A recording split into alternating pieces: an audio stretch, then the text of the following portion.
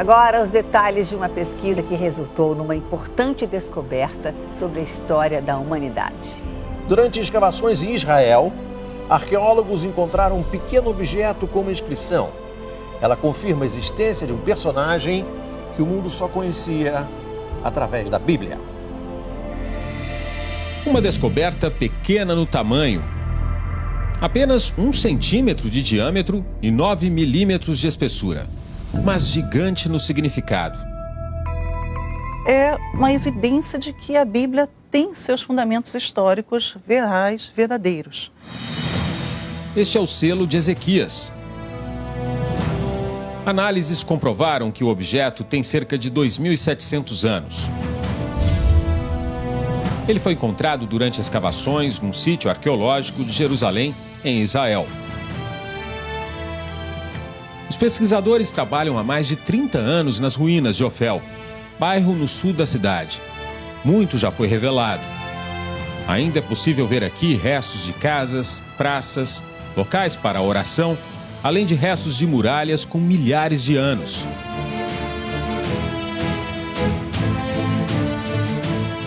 Esse é o local exato onde os arqueólogos encontraram o selo.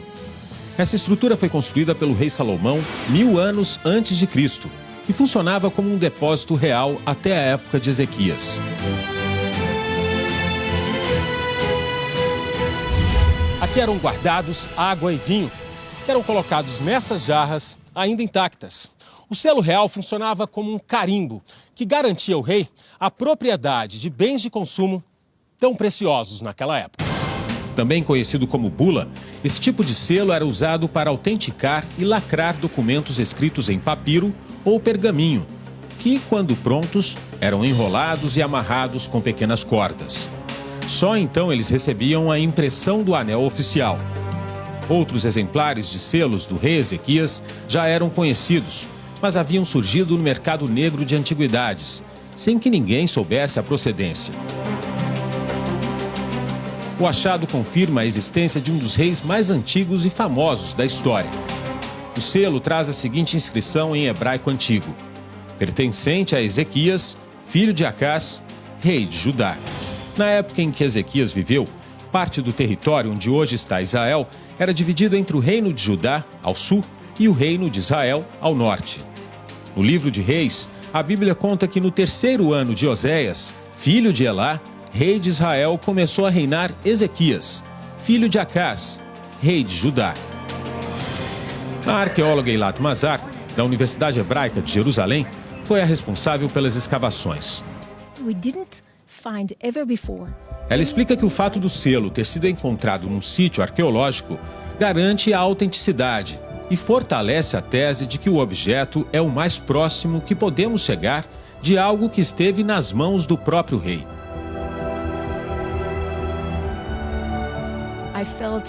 Eilat conta que quando viu pela primeira vez o selo, sentiu uma enorme responsabilidade e um privilégio, e que foi melhor até do que achar uma joia.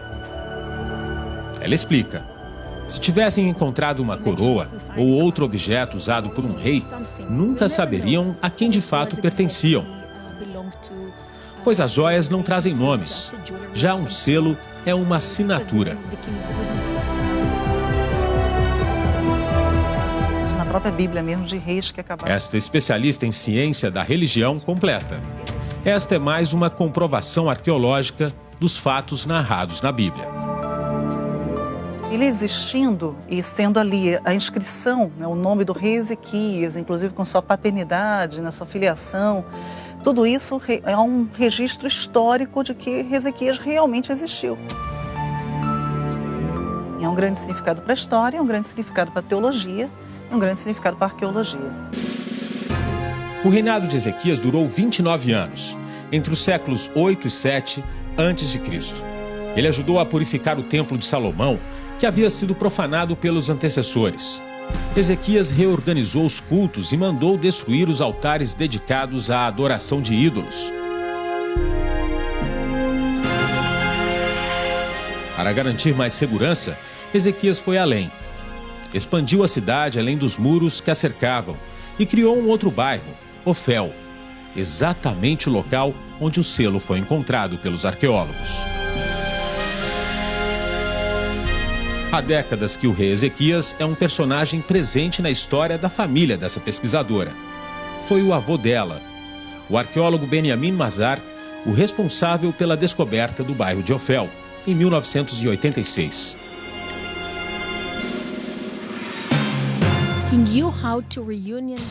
Eilat lembra que, além de um homem de fé, Ezequias era também um estrategista.